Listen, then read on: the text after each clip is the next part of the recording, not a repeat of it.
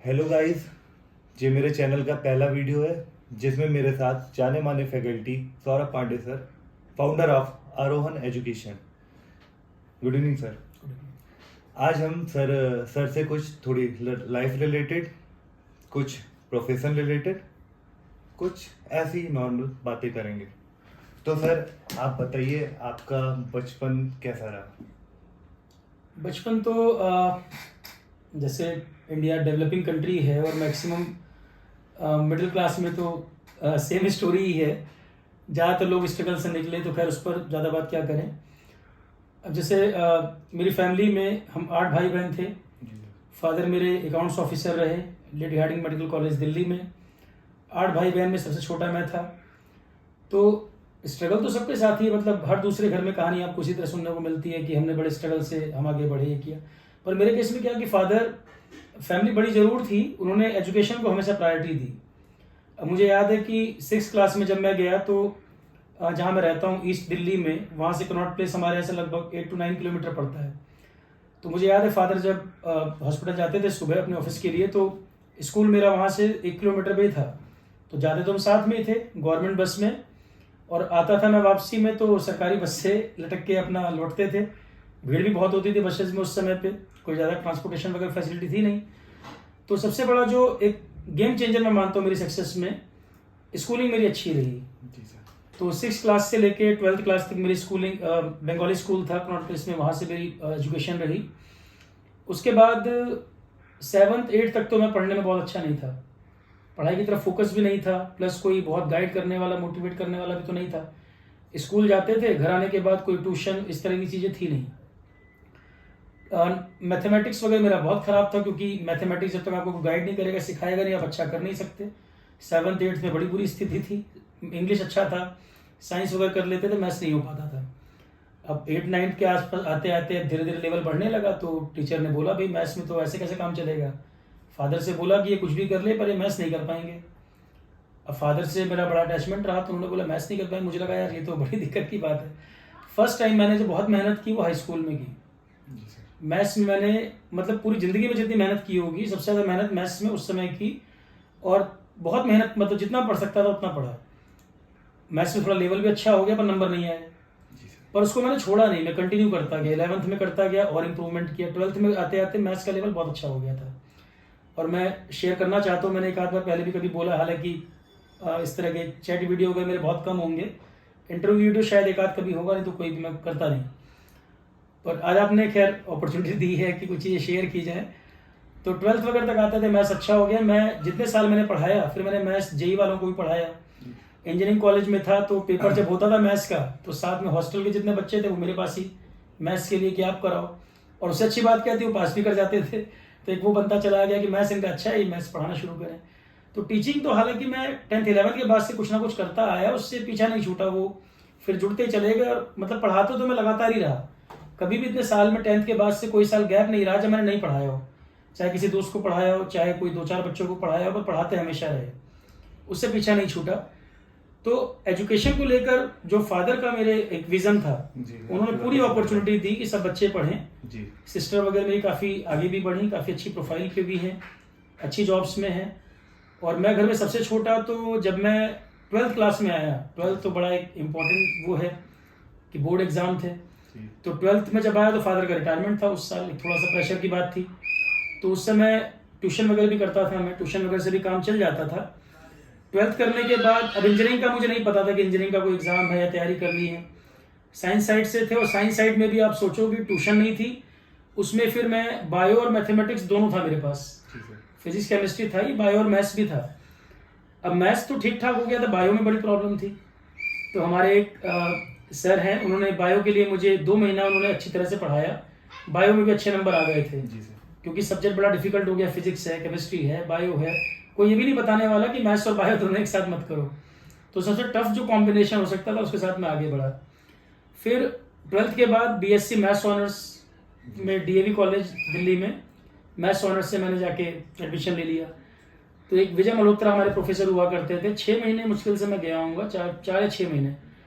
और BSc maths honours में first year में मैथ्स जो अलग तरीके के आते, थ्योरेटिकल टाइप के सब्जेक्ट थे। अब प्रोफेसर जो थे वो थोड़ा सा उनको लगा कि ये शायद गलत डायरेक्शन में जा रहा है या इसकी अप्रोच कुछ और होनी चाहिए, तो उन्होंने पर्सनली मुझे बुला के बोला कि यार मतलब ये क्यों करना चाह रहे हो, मैथ्स ऑनर्स ठीक है, तुम्हें मैथ्स में इंटरेस्ट है तो आप इंजीनियरिंग की तरफ सोचो, और भी साइंस साइड आपका रहा है बैकग्राउंड, आप ठीक हो इसमें, अच्छा कर लोगे।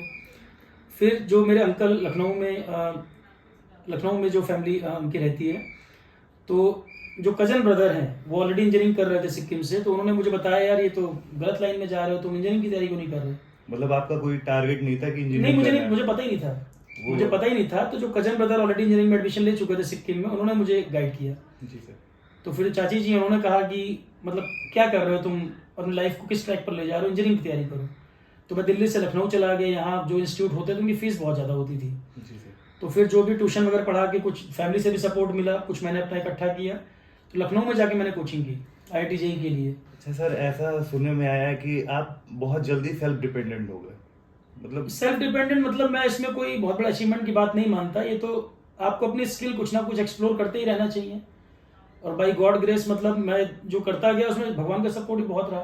अब पढ़ाने की स्किल थी, पढ़ाते गए, लोगों को पसंद आया, बच्चे अच्छा करते गए, तो उन्होंने ही मुझे बता दिया कि आप अच्छा पढ़ा रहे हैं, मुझे क्या पता था।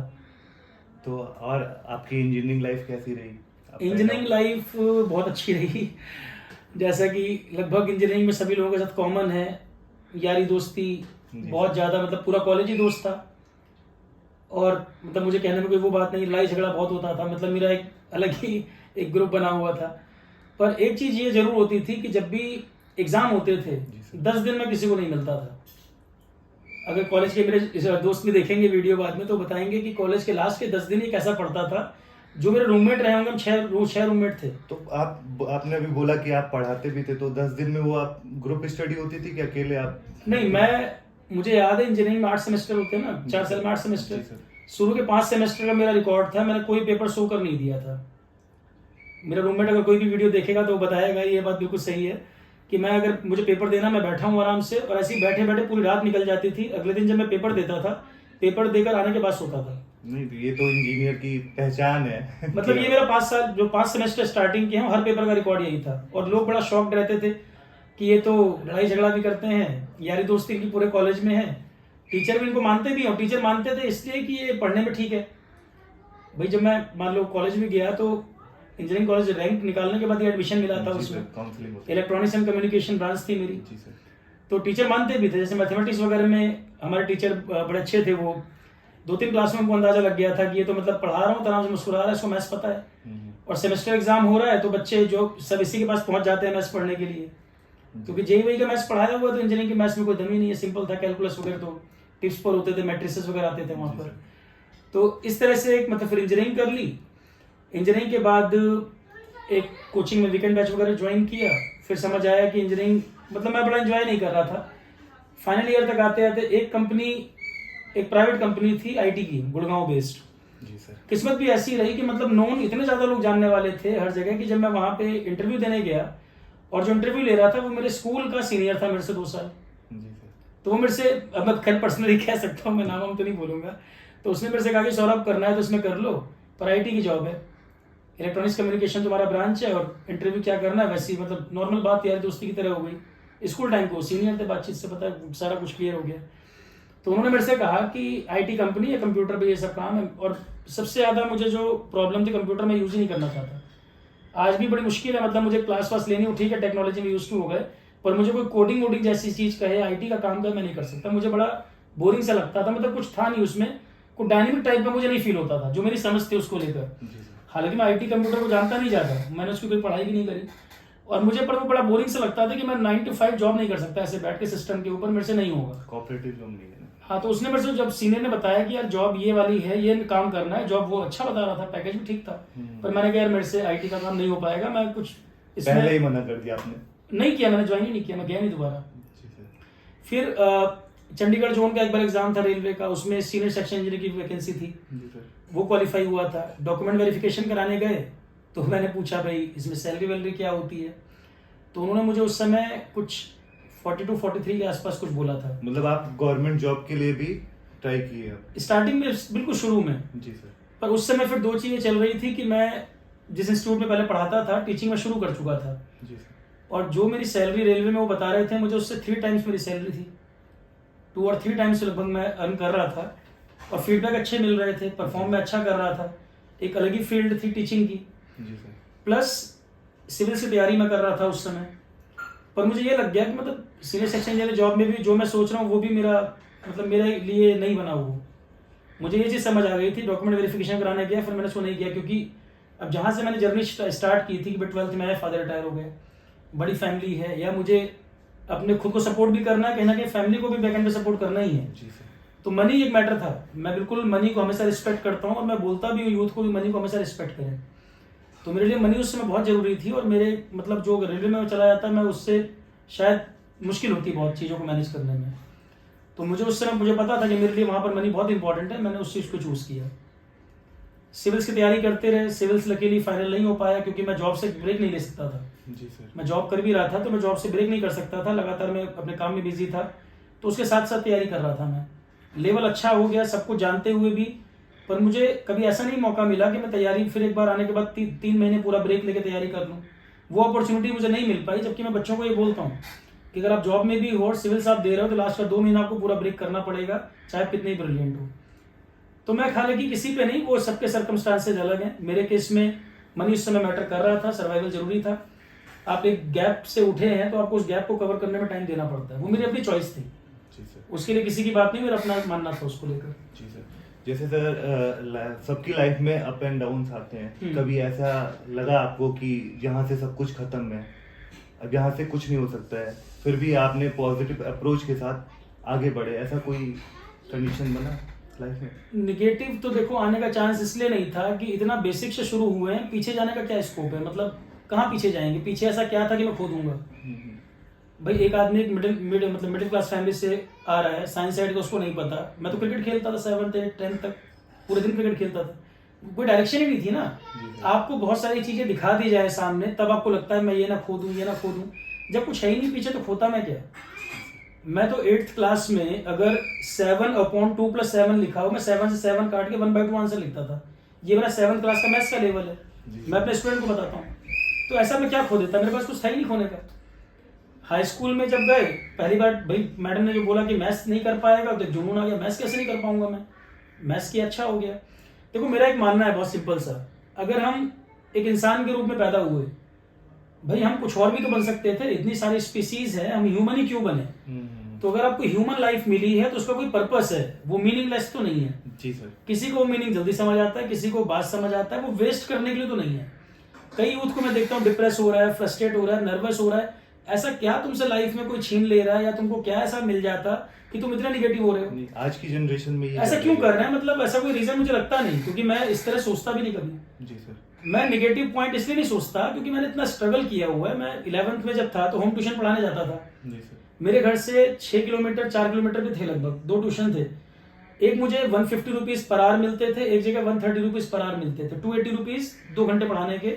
वीक में 2-3 दिन शायद क्लास होती थी, महीने में 14-15 दिन होते थे। जी सर। मेरा खर्चा चल जाता था, मैं तो खुश था। महीने का मेरा खर्चा चल जा रहा है, मैं अपना पढ़ाई कर पा रहा हूँ, बुक्स ला पा रहा हूँ, कोई प्रॉब्लम नहीं। एक बार बड़ी प्रॉब्लम हुई, फिजिक्स की एक बुक आती थी प्रदीप करके। जी सर। अब ट्यूशन थी नहीं, उसी बुक पे हम डिपेंड रहते थे। फिजिक्स बड़ा ट्रिकी सब्जेक्ट था 11th-12th में, और 500 रुपीज बड़ी मुश्किल से मैंने फादर से लिए। मतलब बड़ा गिल्टी फीलिंग आ जाती थी, फादर से पता नहीं उनके पास होंगे नहीं होंगे, कैसे कह पाए। अब उन्होंने मुझे 500 रुपीज दे दिए, मैं रख के सो गया कि चलो शाम को जाऊंगा और मैं बुक ले आऊंगा। पैसे चोरी हो गए, पता नहीं कैसे हुए, मुझे नहीं पता, मुझे नहीं मिले। अब वो पैसे चोरी हो गए, प्रदीप मैं नहीं खरीद पाया। किसी तरह से एनसीईआरटी से पढ़ पढ़ा के फिजिक्स में पास हुए। इसी तरह से एक बार एक टुगेदर की बुक आती थी मैथमेटिक्स की, स्कूल में बड़ी मुश्किल से 200 रुपये की किताब थी, वो रखी, वो चोरी हो गई, क्लास में ही चोरी हो गई। इतनी भी मतलब वो नहीं थी कि दोबारा हम उस किताब को खरीद पाते। कई बार बच्चे मैसेज करते हैं, कॉल करते हैं कि सर हम बड़े पुअर बैकग्राउंड से हैं या हमारी सर स्थिति अच्छी नहीं है। तो मैं हमेशा ये बोलता हूँ कि देखो स्कोप, रास्ते हमेशा हैं लाइफ में, कभी ऐसा नहीं होता कि सारे रास्ते बंद हो जाएं। जी सर। पर क्या हम उस डायरेक्शन को सोच भी रहे हैं? क्या ट्यूशन पढ़ाने में आपको कोई शर्मिंदगी महसूस हो रही है? हर किसी को अपने बच्चे के लिए अच्छा टीचर चाहिए, पर कोई अपने बच्चे को टीचर बनाना नहीं चाहता। सबको डॉक्टर बनाना है, इंजीनियर बनाना है, साइंटिस्ट बनाना है। बच्चे के लिए अच्छा टीचर चाहिए, कुछ भी पे करने को तैयार है, पर अपने बच्चे को टीचर नहीं बनाना किसी को।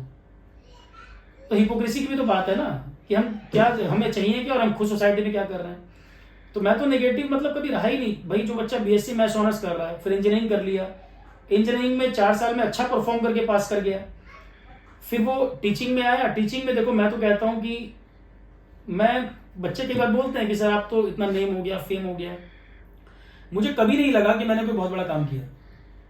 मुझे लोग बोलते हैं सर आप कोई शो ऑफ में नहीं पढ़ते, कोई बड़ी गाड़ियां, ज्यादा चमकीली चीजें, मुझे पसंद ही नहीं है। मतलब मुझे आप फ्री छोड़ दोगे, मुझे 2 घंटे पढ़ना बड़ा पसंद है, या कुछ मैं कंटेंट बना दूं, कुछ मैटर बनाऊं जो बच्चों को मैं दे पाऊं और एग्जाम में हेल्प कर जाए। मुझे कोई शौक नहीं है मॉल घूमने का, शादी ब्याह आप पर्सनली जानते हुए मैं अटेंड ही नहीं करता। बहुत क्लोज ना हो मैं नहीं जाता, मुझे बस बिल्कुल नहीं पसंद है। सबसे वैल्यूएबल चीज जो मैं मानता हूँ लाइफ में टाइम है। टाइम आपको किसी के लिए भी वेस्ट नहीं करना चाहिए, उसकी प्रोडक्टिविटी कितनी हो उसको इवैल्यूएट करना बहुत जरूरी है।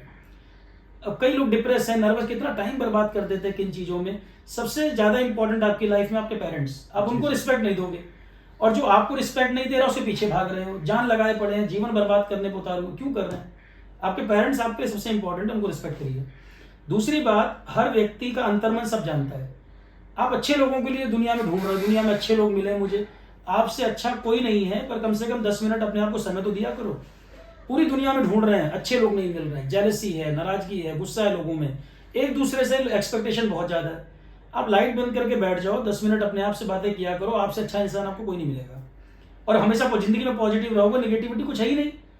जिसने आपको भेजा है उसने पूरा इंतजाम करके भेजा है आपका, कोई निगेटिविटी की बात नहीं है। और सौरभ पांडे अगर अच्छे टीचर हैं, कुछ बनाया तो मेरे स्टूडेंट ने बनाया है। कुछ भी मतलब यार, अगर मैं कारपेंटर होता तो मैं लकड़ी काम कर रहा होता, ड्राइवर होता ड्राइविंग कर रहा होता, टीचर हूं ये मेरा एक काम है, मैं ये कर रहा हूं। इसमें मुझे कोई बड़ी बात नहीं लगती कि कोई गॉड ऑफ जीएस बता दे या मुझे कोई बड़ा वेटरन बता, कुछ भी नहीं है। ऐसे ही लोग आए, ऐसे चले जाएंगे। सिंपल बात है, जो आपका काम है, आप कुछ भी काम कर रहे हैं, छोटा बड़ा कुछ भी, आप उस काम के प्रति पैशनेट है कि नहीं, आप उस काम को एंजॉय करते हो कि नहीं। आज भी अगर आप लाइट, ये कैमरा बोर्ड सब ऑन कर दोगे, मैं क्लास शुरू करने के बाद मुझे नहीं पता रहता दुनिया में क्या चल रहा है, मुझे कुछ भी नहीं मतलब। मैं और मेरे स्टूडेंट, मुझे दुनिया से कोई लेना देना नहीं कौन क्या कहता है। मैं सेम टी शर्ट 6 दिन पहन के पढ़ा रहा हूँ, मुझे वो भी नहीं याद है, मैं ध्यान भी नहीं देता उस पर। मुझे सिर्फ मतलब है मैं क्या पढ़ा रहा हूँ, एक एक पॉइंट पे मेरा ध्यान है, बच्चा क्या कह रहा है और ये चीज उसके एग्जाम से कितनी कोरिलेट करने वाली है। इसके अलावा तीसरा थॉट मेरे दिमाग में आज तक नहीं आया। 12 साल हो गए पढ़ाते हुए, अगर मैं बोर हो रहा होता तो शायद मैं टीचिंग छोड़ चुका होता। 12 साल में कम से कम 6 लाख बच्चे पढ़ा दिए, तो बोरियत तो होनी चाहिए थी, मुझे नहीं होती। आज भी बैच मिलता है, मैं हर बैच को ज्यादा पढ़ाना चाहता हूँ, ये भी बता दूं, क्या पता कौन सी लाइन आ जाए। कई बार ब्रैकेट में कुछ लिख रहे होते हैं, लगता है यार ये लिखें कि ना लिखे, जरूरत है क्या इसकी, फिर लगता है कि यही आ गया तो हर लाइन इंपॉर्टेंट है, फिर वो भी लिखते हैं दोबारा से, चाहे दिन में 10 बार लिखना पड़े। तो वो मोटिवेशन, किसी भी काम में अगर आपको मोटिवेशन है, अंदर से आपको लग रहा है मुझे ये काम करना है, तो जुनून होना बहुत जरूरी है। अगर आप अपने काम में पैशनेट नहीं है तो मत करिए, जिसमें आप पैशनेट है वो करिए, और जो काम आपका अंतर्मन कह रहा है करने को वही करना चाहिए। किसी और के कहने से कोई काम चूज मत करो।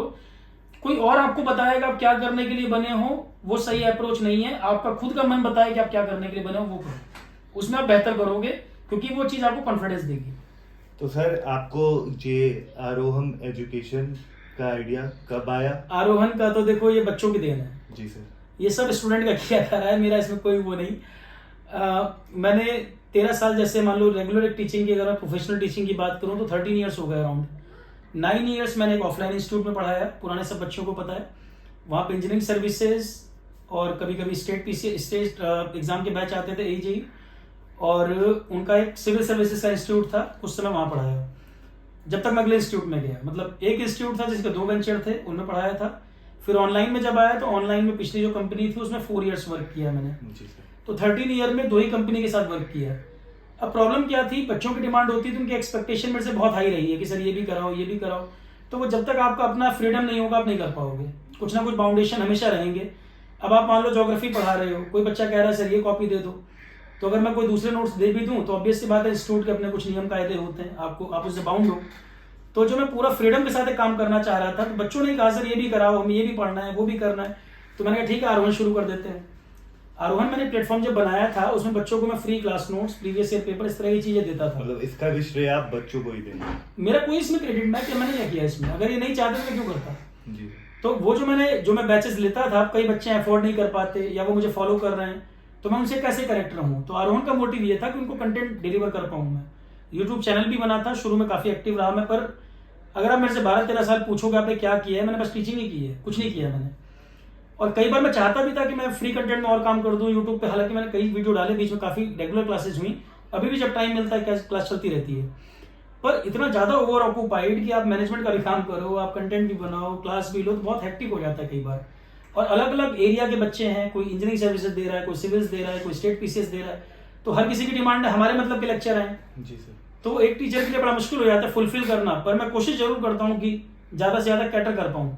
तो फिर मुझे लगा कि एक टीम वर्क है, तो आरोहन एक प्रॉपर ऑर्गेनाइज मैनर में बन जाएगा। उसकी वेबसाइट भी है, फ्री कंटेंट बहुत सारे डाल दिए, प्रीवियस ईयर पेपर पढ़ गए। उसके अलावा हमने आरोहन की एक ऐप बनाई, उस पर वीडियो लेक्चर भी आ गए, और टीम एक पूरी बन गई। अब टीम है तो टीम के साथ प्रॉब्लम क्या होती है, कॉस्टिंग का पॉइंट होता है। हमेशा मेरे मन में एक बात होती थी कि भाई बच्चा वैसे ही परेशान है, जॉब नहीं है, अफोर्डेबल होना चाहिए। जी सर।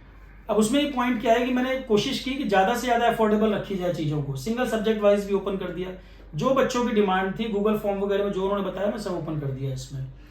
अब उसमें भी बच्चों के पॉइंट थे, सर फीस और कम होनी चाहिए, या ये अमाउंट रखें, या ये कम करें। एक पॉइंट क्या आता तो इंक्लूडिंग जीएसटी रखना पड़ता है, इंक्लूडिंग बिना जीएसटी के आप कुछ कर ही नहीं सकते। और टीम है बैकएंड पे, टीम की कॉस्टिंग है, सेटअप आपने बनाया, सेटअप की कॉस्टिंग है। तो थोड़ा सा मुझे लगता था कि अगर इसमें टैक्सेशन वगैरह चेक करना ही पड़ता तो हम और अफोर्डेबल कर सकते थे, और अफोर्डेबल कर सकते तो भविष्य में कोशिश करेंगे कि और बेटर कर पाए। अभी तो अपने लेवल पे हम जितना फ्री कंटेंट कर सकते हैं, नोट्स कर सकते हैं, प्रीवियस ईयर पेपर कर सकते हैं, पूरी कोशिश है कि बच्चों को कम से कम जहां तक हम पॉसिबल है वो दे पाएं, और आगे के लिए कोशिश जारी रहेगी। तो आरोहन के लिए तो बच्चों ने ही सारा क्रेडिट जाता है, उन्होंने ही आरोहन को इतने कम टाइम में उठा दिया। जी सर। कि 7,000 ऐप डाउनलोड हो रहे हैं या 22-2300 एडमिशन, सब बच्चों को क्रेडिट जाता है। और सबसे बड़ी एक बात है कि एक ऑनलाइन ऑफलाइन जो कंसेप्ट चल रहा था, ऑनलाइन में टीचिंग कहीं कहीं लैग कर रही थी, अच्छी टीचिंग नहीं मिल रही थी। जी सर। और सिंसियर टीचिंग नहीं हो रही थी, मतलब मोटिवेशन चल रहा है तो मोटिवेशन ही चल रहा है, मोटिवेशन का सिलेबस खत्म हो जा रहा है, एग्जाम का सिलेबस पूरा ही नहीं हो रहा। और कई लोग जो चीजें कर रहे हैं वो एग्जाम के लिए सफिशिएंट नहीं है। बच्चा 2 पेपर दे के आ रहा है, उसे पता चल रहा है कि ये तो बेवकूफ बन गया मैं। जी सर। तो सिंसियर टीचिंग नहीं मिल रही थी, जहां पर एक लैग था। और ये भी था कि जो भाई जेन्युइन टीचर हो, जो बच्चों की डिमांड थी कि आप यूट्यूब पे ज्यादा कराएं, या जेन्युइन टीचिंग हो, ऑनलाइन टीचिंग हो। हम नई दिल्ली में छोटे छोटे कमरों में रह के पढ़ना चाहते, रेंट खराब करना चाहते, रेंट का खर्चा आता है, खाने की क्वालिटी अच्छी नहीं मिल पाती। ऑनलाइन बहुत अच्छा माध्यम है, पर ऑनलाइन में अच्छे टीचर आपको मिले उससे कन्वीनियंट नहीं हो सकता। मैंने ऑफलाइन भी देखा, ऑनलाइन में देखा। ऑफलाइन में तो बारिश हो गई, रोड पे वाटर लॉगिंग हो गई, क्लास बंद हो गई, आप नहीं जा सकते। ऑनलाइन में तो वीडियो जितनी मर्जी बार देखो, रिकॉर्डिंग पूछो, टीचर आपसे हर जगह कनेक्टेड है।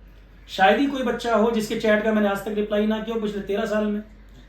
पर बहुत बड़ा क्राउड इक्का दुक्का छूट सकते हैं, उसके लिए मैं भाई सॉरी फील करता हूँ कि मान लो मैं नजर ही नहीं पड़ी कमेंट किसने क्या पूछा, पर मैक्सिमम 90% तो हर बच्चे को क्वेरी रिप्लाई मिलता ही है। पर सर आजकल के टीचर लोग तो पढ़ाने से ज्यादा मोटिवेशनल स्पीच देने में लगे हुए हैं। दोनों तरह के हैं, ऐसा नहीं है। सिंसियर टीचर भी काफी हैं, पर वो है बात है कि बच्चा उनसे कनेक्ट हो पा रहा है कि नहीं।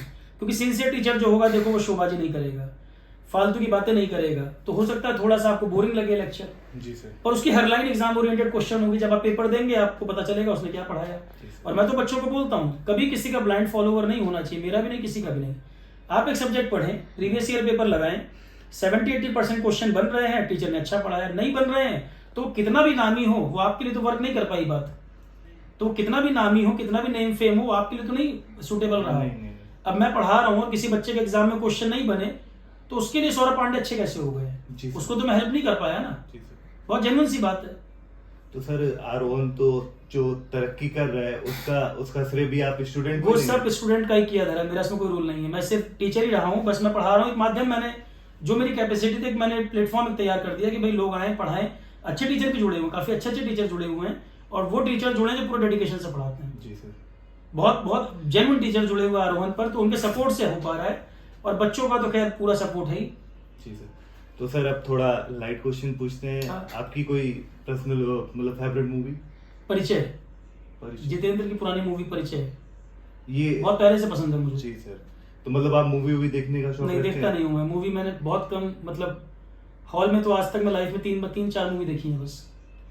उसमें भी एक शादी के पहले देखी होगी, 2 शादी के बाद देखी होंगी। और अच्छा सर, कोई ऐसा लाइफ का कोई किस्सा जो आज भी आप अगर आपको याद आता है तो आप खुश हो जाते हैं, या कुछ ऐसा कोई चीज जो थोड़ा बच्चों को भी मोटिवेट करे? और आजकल की जनरेशन जो मैं देख रहा हूँ वो बहुत जल्दी निगेटिव हो जाती है, निगेटिव और डिप्रेशन की तरफ जाने लगती है। एम्बिशन बहुत पाल ली है, वो पता नहीं लाइफ में क्या कुछ अचीव करना चाहते हैं, उस चीज को इतना दिमाग में बिठा लेते हैं, और वो चीज़ उतनी चमकदार है भी नहीं जितना लोग अपने आप ही समझ लेते हैं। फॉर एग्जाम्पल गवर्नमेंट जॉब की बात करें कि गवर्नमेंट जॉब के लिए बच्चा बिल्कुल डेस्परेट है कि पता नहीं क्या हो जाएगा, और जब वो उस जॉब में जाएगा ना, उसको 2 साल बाद रियलाइज होगा मैं इसके लिए पागल हुआ जा रहा था। मतलब इस चीज़ के पीछे मैं इतना दीवाना हो गया था कि जॉब नहीं मिलेगी, पता नहीं क्या हो जाएगा, नॉर्मल सी जॉब है, और क्या पता उसको कुछ टाइम बाद सैचुरेशन आने लगे उसको। जी सर। पर कोचिंग वाले लोगों ने या कई लोगों ने जो मार्केटिंग का एक एडवर्टाइजमेंट हर सेक्टर में जो इतनी बार दिन में वो चीज रिपीट की जाती है, आपको लगता है कि ये नहीं मिला तो पता नहीं क्या हो जाएगा। जैसे लक्स साबुन, जी सर। कि अगर मैं लक्स साबुन से नहीं नहाऊंगा तो पता नहीं क्या जिंदगी में कमी रह जाएगी, और वो 4 बार लक्स साबुन से नहा ले, उसको कुछ स्पेशल फील नहीं हो रहा, नॉर्मली है। उसी तरह से गवर्नमेंट जॉब है, उसी तरह से रिलेशनशिप है। आजकल मेरे स्टूडेंट की यही प्रॉब्लम है ना, जी सर। पेरेंट्स की एम्बिशन बहुत ज्यादा है, पेरेंट्स की कम भी है तो खुद की एम्बिशन बहुत ज्यादा है। जॉब के लिए नहीं परेशान है तो किसी और रिलेशनशिप में परेशान है। सबसे स्ट्रॉन्ग चीज है आपका माइंड, और सबसे वैल्यूएबल चीज है आपका टाइम। स्ट्रॉन्ग माइंड और टाइम की वैल्यू समझना, 2 चीजें अगर आप समझ गए तो आप लाइफ में कुछ भी करेंगे अच्छा करेंगे, और जिस डायरेक्शन में बढ़ रहे हैं उसके लिए पैशन होना। पर इंसान का जन्म आपको वेस्ट करने के लिए तो नहीं मिला। इस लाइफ को आप, क्योंकि मान लो जैसे किसी बहुत बड़े व्यक्ति से पूछा गया है, बहुत बड़े इन्वेस्टर है, नाम तो मैं नहीं बोल रहा हूँ, बहुत बड़ा इन्वेस्टर, तो उससे पूछा गया कि आपको क्या लगता है इन्वेस्टमेंट का सही टाइम क्या था। वो 30 के बाद उसने शुरू किया था, तो उसने कहा था कि सही टाइम क्या था, उसने कहा था कि मैंने बड़ा लेट शुरू किया। एक और से इसी तरह की बात थी, अलग सेक्टर का पर्सन था, शायद टेक्निकल एक इससे रिलेटेड था, कि 2-3 कॉमन बता रहा हूँ मैं, 2-3 बड़ी बड़ी पर्सनैलिटी जिनसे पूछा गया, उन्होंने कहा ये काम मुझे 22 साल से उसने अपनी जर्नी शुरू की, उसने कहा मैं भी लेट हो गया, मुझे और पहले करना चाहिए था। तो टाइम की वैल्यू आपको तब समझ आती है जब आप कोई काम शुरू करते हो और आप वो सक्सेस की तरफ जा रहा होता है, तो आपको लगता है यार ये मैं 5 साल पहले कर लेता, क्या पता मैं इसको इस जर्नी को पहले शुरू कर लेता। भाई कभी भी तो पहला स्टेप उठाना पड़ेगा, तो पहला स्टेप सबसे टफ स्टेप होता है लाइफ का। पहला स्टेप उठाने के बाद चीजें अपनी सिंपल होती चली जाती हैं, और आपके अंदर उसे जूझने की क्षमता है कि नहीं। अब आरोहण पे कुछ काम होता है, मैं 1 बजे भी कुछ वर्क कर रहा हूँ तो मुझे बड़ा अच्छा फील होता है कि क्या पता इतने बच्चों को कुछ बेनिफिट मिल जाए। टेस्ट सीरीज में काम चल रहा होता है, कई बच्चे मुझे 1 बजे क्वेरी भेजते हैं, कई पर्सनल प्रॉब्लम भेजते हैं, कई अपनी फैमिली की प्रॉब्लम भेजते हैं। मेरी पूरी कोशिश होती है रिजॉल्व कर पाए उसको जहां तक मेरी क्षमता हो। जी सर। तो सर और कुछ ऐसी बातें जिससे बच्चे मोटिवेट हों या कुछ उनको ऐसा लगे कि हाँ ये मेरे लिए यूजफुल होगी। जो आपका टारगेट है, देखो लाइफ में जो आपको करना है, जी सर। वो अगर गोल क्लियर है, वो अपने आप में सबसे बड़ा मोटिवेशन है। कोई मोटिवेशन का वीडियो आपको मोटिवेट नहीं कर सकता। वो फर्जी मोटिवेशन, 2 मिनट का मोटिवेशन कोई ऐसी चीज नहीं है कि आप 2 चम्मच खा लें और आप हमेशा चाबी घूम गई। वो खिलौने वाले जो बंदर आते थे कि आप नाच रहे हैं फिर उस पर। मोटिवेशन कोई ऐसी चीज नहीं है कि वो घोल के पिला दी जाए किसी को। भाई मेरा मोटिवेशन क्या है, मैं तो नहीं मोटिवेशनल वीडियो देखता, मुझे मेरी क्लास सबसे बड़ा मोटिवेशन है। मुझे पता है कि कल मुझे क्लास लेनी है, मुझे क्लास में ये चीजें पढ़ानी में लगातार मेरे बैक ऑफ द माइंड चल रहा है, प्रीवियस ईयर पेपर देखने हैं, ये क्वेश्चन आ रहे हैं, हाल फिलहाल में ये पैटर्न बदला है, बस वही सबसे बड़ा मोटिवेशन है मेरा। तो आपका गोल इतना क्लियर होना चाहिए कि उसमें और कोई चीज की जगह ही ना हो। आप उसमें इतना एंगेज रहेंगे, उसमें ही इतना एक्सप्लोर करने के लिए है कि माइंड डिस्ट्रैक्ट होगा ही नहीं, आप उसी काम में लगे रहेंगे। अब मुझे कल क्लास लेनी है, मैं मूवी थोड़ी मेरे दिमाग में आएगी मुझे मूवी देख लूं। मुझे अपने काम में मैं इतना ज्यादा एंगेज हूं कि मुझे और बिल्कुल दाएं बाएं देखने की जरूरत नहीं है ना, मुझे कोई, मैं एंजॉय करता हूं उस चीज को। बिल्कुल सीधा सीधा गोल है, ये मेरा काम है, ये मुझे करना है, इसमें जितना मैं सोच सकता हूँ सारे डायमेंशन वो मैं करूँ। और सर जैसे कुछ बच्चे हैं, स्टूडेंट हैं, उनका ये पेपर नहीं निकला तो डिप्रेस्ड हो जाते हैं, दूसरे पे फोकस करने लगते हैं, दूसरा भी नहीं निकला। कुछ ऐसे होते हैं कि वो पॉजिटिव अप्रोच के साथ आगे बढ़ते हैं, पर कुछ होते हैं कि वहीं रुक जाते हैं, फंस जाते हैं, उनके लिए कुछ। एक बात मैं इसमें दीपक ये ऐड करना चाहता हूँ, बहुत जल्दी सक्सेस मिलना कई बार बहुत डिजास्टर्स होता है। जी सर। जैसे किसी व्यक्ति को, मान लो अकेला बच्चा है, पेरेंट्स अच्छा अर्न कर रहे हैं, बचपन में उसने कोई 10,000 रुपए की कार मांगी, लाके मिल गई, अच्छे जीन्स, बढ़िया मोबाइल, वो मिल गया। जब वो बच्चा, उसको सब चीजें पूरी होती गई है, अब जब वो स्ट्रगल में उतरता है, पहली बार स्ट्रगल क्या मतलब, मैं 2 ही चीजें मानता हूँ, या तो सक्सेस होता है, लर्निंग होती है, फेल्योर तो मैं नहीं मानता, ये मैं बहुत पहले से इस बात को बोलता हूँ। तो उसने पहला फेल्योर देखा, वो पचा ही नहीं पाया कि जो उसने मांगा सब डिमांड पूरी होती चली गई। अब कंपटीशन में तो नहीं है ना, आप जिद कर लोगे, रोने लग जाओगे, आपको जॉब दे देगी यूपीएससी, तो वो संभाल नहीं पाता। तो पेरेंट्स की भी जिम्मेदारी है बच्चों को थोड़ा फ्री छोड़ें, उनको कहीं कहीं गिरना सिखाएं भी, सिर्फ आप सर पे चढ़ाओ उठाओ जरूरी नहीं है, उसको कहीं कहीं गिरना भी संभलना चाहिए, वहां पर उसको कहो खुद उठे। फॉर्म भर रहा है, पेपर देने जा रहा है, साथ में पेरेंट्स भी जा रहे हैं, एक बोतल लटका है, एक बस्ता पकड़े, जब वो पेपर देने जा रहा है, छोड़ो उसको, थोड़ा फ्री छोड़ो, उसको बताओ कि दुनिया हमेशा तुम्हारे हिसाब से नहीं चलती, दुनिया अपने हिसाब से चलेगी, तुम्हें उसमें एडजस्ट होना है, दुनिया को तुम्हारे हिसाब से एडजस्ट नहीं होना। लोग दुनिया को बदलने निकल पड़ते हैं, दुनिया को आप नहीं बदल सकते, आप अपने आप को बदलिए। आपकी फ्रिक्वेंसी कहाँ पर मैच हो रही है, आप किन चीज़ों को एक्सेप्ट करोगे, किन को एक्सेप्ट नहीं करोगे, सारे एग्जाम्पल दुनिया में मौजूद हैं। आपको किससे सिंक करना है, आपको किससे जोड़ना है। तो कुछ फेल्योर, छोटे छोटे फेल्योर आना जरूरी है जो आपको मजबूत करें बड़े फेल्योर को झेलने में। हमेशा सक्सेस मिलेगी, एक फेल्योर आप झेल नहीं पाओगे, बच्चा परेशान हो जाएगा। तो मैं ये मानता हूं कि पेरेंट्स की जिम्मेदारी बच्चे को थोड़ा फ्री छोड़ें और हर जगह उसको उंगली मत पकड़ें, मॉनिटर करें, नजर पूरी रखें, पर उसको थोड़ा स्पेस दें। चलिए फिर खत्म करते हैं यहीं पे अपना आज का बात। और अगर कोई बात हो तो आप कमेंट सेक्शन में पूछ सकते हैं सौरभ सर से, ठीक है सर? वीडियो ज्यादा लंबा तो नहीं बन गया है ये? नहीं नहीं